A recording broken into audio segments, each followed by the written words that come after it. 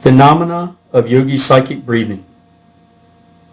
With the exception of the instructions in the Yogi rhythmic breathing, the majority of the exercises heretofore given in this book relate to the physical plane of effort, which, while highly important in itself, is also regarded by the yogis as in the nature of affording a substantial basis for efforts on the psychic and spiritual plane.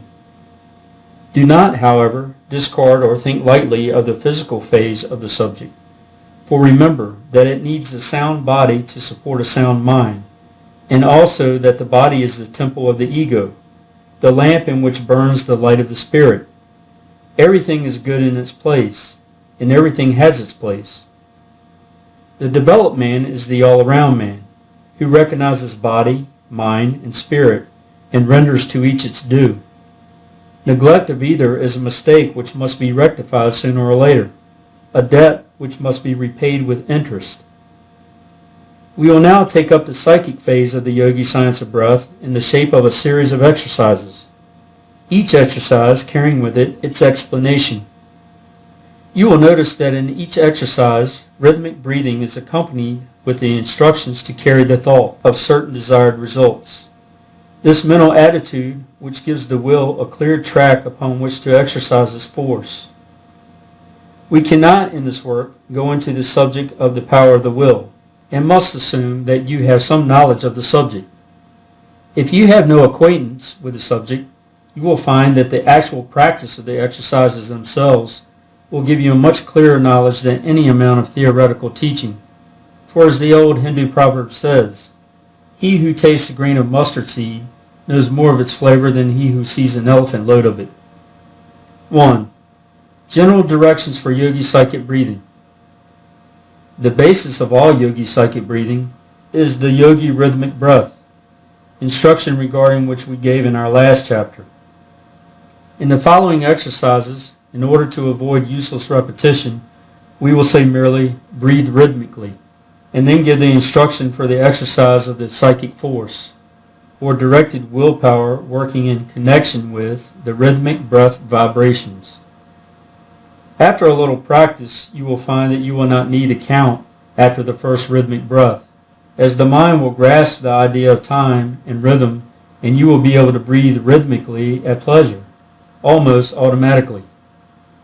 This will leave the mind clear for the sending of the psychic vibrations under the direction of the will. See the following first exercise for directions in using the will. 2. Prana distributing. Lying flat on the floor or bed, completely relaxed, with hands resting lightly over the solar plexus, over the pit of the stomach where the ribs begin to separate, breathe rhythmically. After the rhythm is fully established, will that each inhalation will draw in an increased supply of prana, or vital energy from the universal supply, which will be taken up by the nervous system and stored in the solar plexus.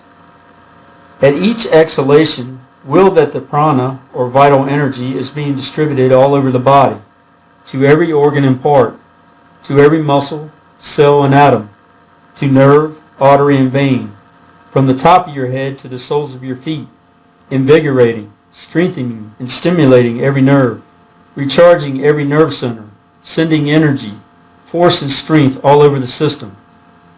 While exercising the will, try to form a mental picture of the inrushing prana, coming in through the lungs and being taken up at once by the solar plexus.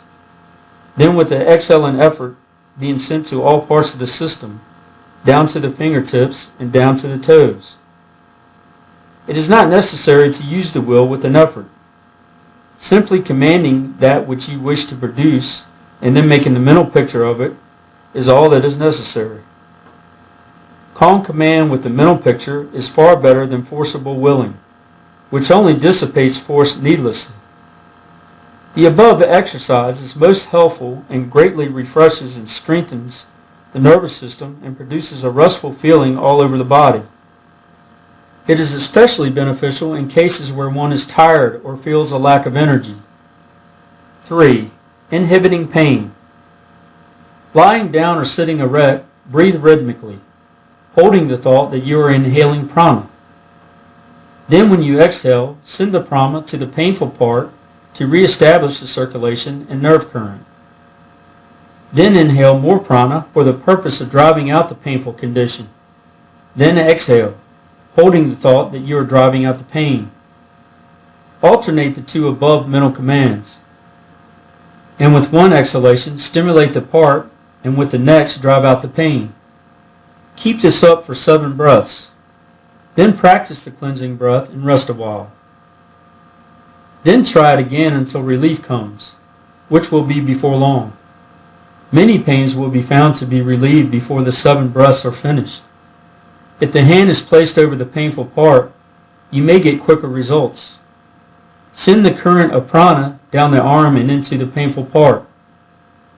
4. Directing the circulation. Lying down or sitting erect, breathe rhythmically. And with the exhalations, direct the circulation to any part you wish, which may be suffering from imperfect circulation. This is effective in cases of cold feet or in cases of headache, the blood being sent downward in both cases. In the first case, warming the feet, and in the latter, relieving the brain from too great pressure. In the case of headache, try the pain inhibiting first, then follow with sending the blood downward. You will often feel a warm feeling in the legs as the circulation moves downward. The circulation is largely under the control of the will, and rhythmic breathing renders the task easier. 5. Self-healing. Lying in a relaxed condition, breathe rhythmically, and command that a good supply of prana be inhaled. With the exhalation, send the prana to the affected part for the purpose of stimulating it. Vary this occasionally by exhaling, with the mental command that the disease condition be forced out and disappear. Use the hands in this exercise, passing them down the body from the head to the affected part. In using the hands and healing yourself or others, always hold the mental image that the prana is flowing down the arm and through the fingertips into the body, thus reaching the affected part and healing it. Of course, we can give only general directions in this book, without taking up the several forms of disease in detail, but a little practice of the above exercise, varying it slightly to fit the conditions of the case, will produce wonderful results. Some yogis follow the plan of placing both hands on the affected part, and then breathing rhythmically, holding the mental image that they are fairly pumping prana into the diseased organ and part, stimulating it and driving out diseased conditions, as pumping into a pail of dirty water will drive out the latter and fill the bucket with fresh water. This last plan is very effective if the mental image of the pump is clearly held, the inhalation representing the lifting of the pump handle and the exhalation the actual pumping. 6. Healing others. We cannot take up the questioning of the psychic treatment of disease by prana in detail in this book, as such would be foreign to its purpose. But we can and will give you simple, plain instructions whereby you may be enabled to do much good in relieving others.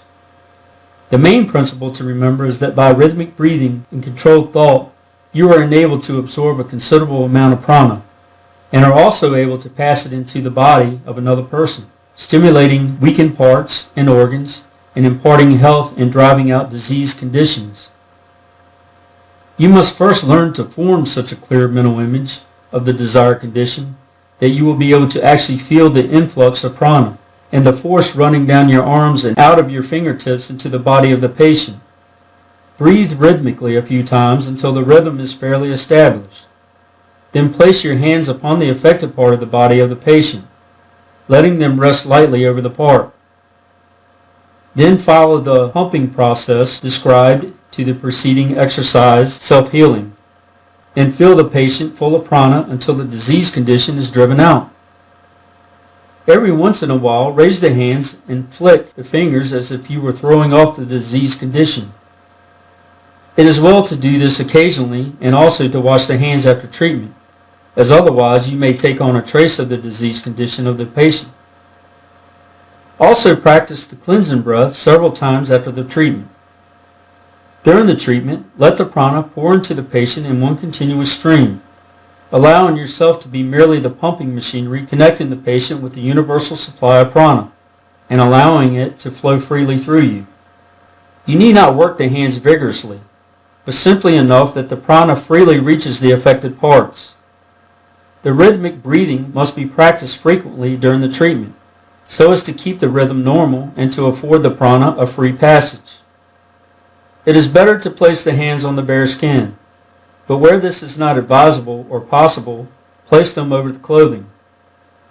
Vary above method occasionally during the treatment by stroking the body gently and softly with the fingertips, the fingers being kept slightly separated. This is very soothing to the patient. In cases of long standing, you may find it helpful to give the mental command in words, such as get out, or be strong, as the case may be, the words helping you to exercise the will more forcibly and to the point. Vary these instructions to suit the needs of the case, and use your own judgment and inventive faculty. We have given you the general principles, and you can apply them in hundreds of different ways. The above apparently simple instruction, if carefully studied and applied, will enable one to accomplish all that the leading magnetic healers are able to, although their systems are more or less cumbersome and complicated. They are using prana ignorantly and calling it magnetism. If they would combine rhythmic breathing and their magnetic treatment, they would double their efficiency. 7. Distant healing. Prana colored by the thought of the sender may be projected to persons at a distance who are willing to receive it, and healing work done in this way. This is the secret of the absent healing, of which the Western world has heard so much of late years. The thought of the healer sends forth and colors the prana of the sender, and it flashes across space and finds lodgment in the psychic mechanism of the patient. It is unseen, and like the Marconi waves, it passes through intervening obstacles and seeks the person attuned to receive it. In order to treat persons at a distance, you must form a mental image of them until you feel yourself to be en rapport with them. This is a psychic process dependent upon the mental imagery of the healer. You can feel the sense of rapport when it is established, it manifesting in a sense of nearness. That is about as plain as we can describe it. It may be acquired by little practice, and some will get it at the first trial. When rapport is established, say mentally to the distant patient, I am sending you a supply of vital force or power, which will invigorate you and heal you. Then picture the prana as leaving your mind with each exhalation of rhythmic breath, and traveling across space instantaneously and reaching the patient and healing him. It is not necessary to fix certain hours for treatment, although you may do so if you wish. The receptive condition of the patient, as he is expecting and opening himself up to your psychic force, attunes him to receive your vibrations whenever you may send them. If you agree upon hours, let him place himself in a relaxed attitude and receptive condition. The above is the great underlying principle of the absent treatment of the Western world. You may do these things as well as the most noted healers with a little practice. End of chapter 14.